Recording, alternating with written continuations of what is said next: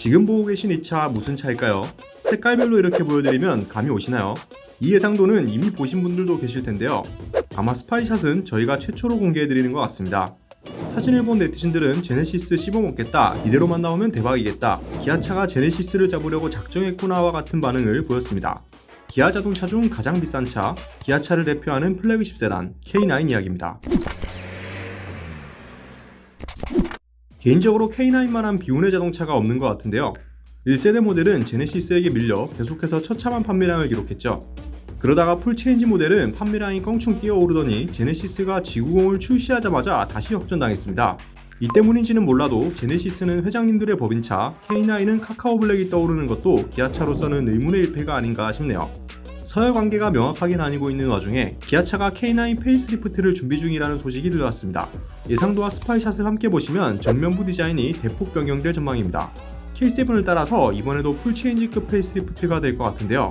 현행 K9이 둥글둥글한 이미지를 살렸다면 페이스리프트 모델은 좀 더 날렵해 보이도록 디자인될 전망입니다. 범퍼 공기 흡입구가 더욱 커지고 프런트 라디에이터 그릴도 크기가 더 커지고요. 헤드램프는 기존보다 더 얇고 넓게 디자인될 것으로 보입니다.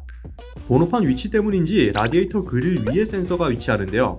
요즘은 세단도 하단 범퍼로 내리는 경우가 많은데 K9 페이스리프트는 현행 모델처럼 센서의 위치를 그대로 유지할 예정입니다.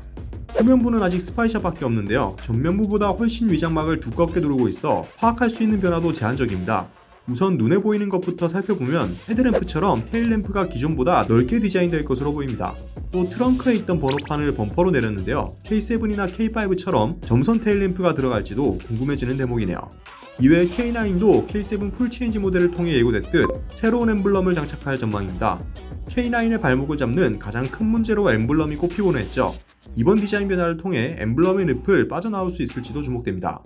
예상도로 본 네티즌들 반응도 재밌었습니다. 이제야 좀 대형 세단 같아, 이대로만 나오면 합격이다, 세련된 느낌이 든다, 역시 기아차가 디자인을 잘 뽑는다, 기존 K9도 괜찮았는데 이렇게 나오면 많이 팔릴 것 같아, 와 소리밖에 안 나온다 라는 긍정적인 평가가 있었고요.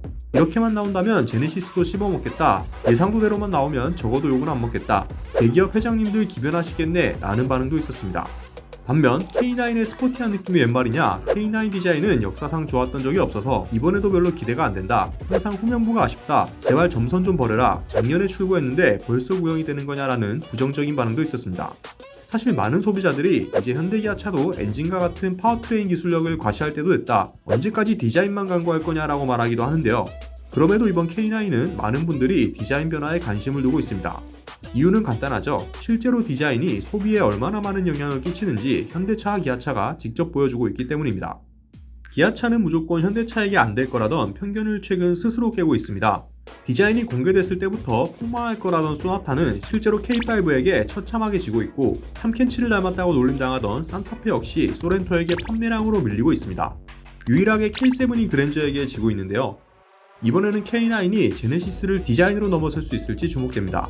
현행 G90도 디자인에 있어서는 그리 좋은 평가를 받지 못하고 있는 만큼 기아차가 디자인으로 전세 역전을 할 수 있을지 기대되네요. 일각에선 플래그십 세단인데 벌써 바뀌냐라고 하기도 하는데요. 딱히 그렇지는 않습니다.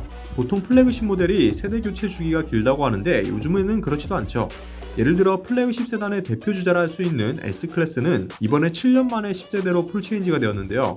이 클래스는 9세대에서 10세대로 넘어오는데 무려 9년이라는 시간이 걸렸습니다.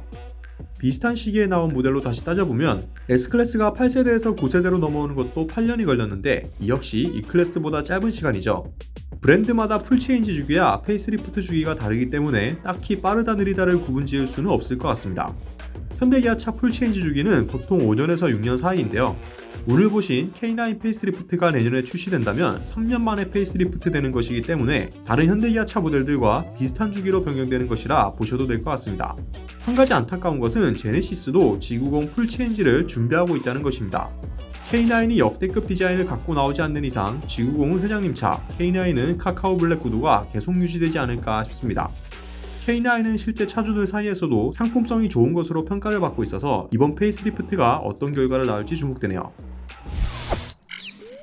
K9 페이스리프트, 여러분의 생각은 어떠신가요? 네티즌들의 반응대로 제네시스를 진짜 씹어먹을 수 있을까요? 아니면 그랜저와 K7처럼 영원히 이길 수 없는 제네시스라는 것을 인증하는 꼴이 될까요? 여러분의 생각 댓글로 자유롭게 남겨주세요. 오토포스트 20플러스였습니다.